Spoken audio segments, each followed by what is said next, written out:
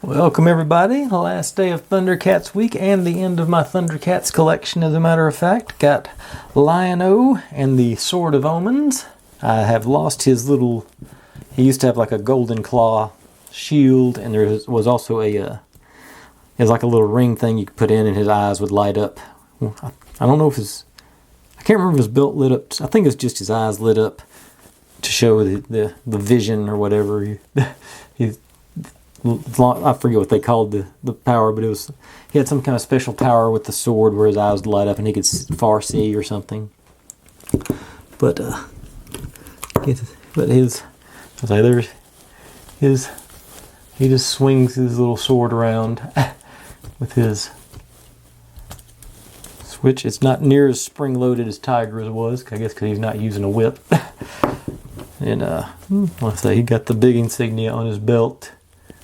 I don't know.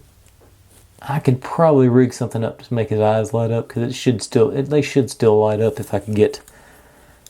I think it was I'm pretty sure it was a AAA battery, and it was pretty simple wiring. It looks like it should just be one to the middle and one to the outside for ground, but I'm not positive.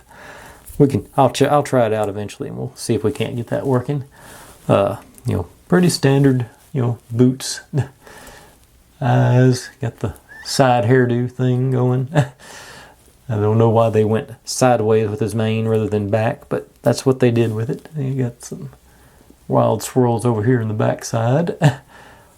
But, that's Lion-O and the Sword of Omens. Of course, Thundercats, ho. But I played with these a fair bit, but I don't, like I say, when I mentioned earlier this week, the cartoon was on. I caught like the last 10 minutes of the cartoon when I got off the bus from school, so I didn't get to see most of the good stuff. But anyways, thanks for watching everybody. If you're digging what I'm doing, make sure and subscribe. Plenty more to go where this came from, and I'll see you next time.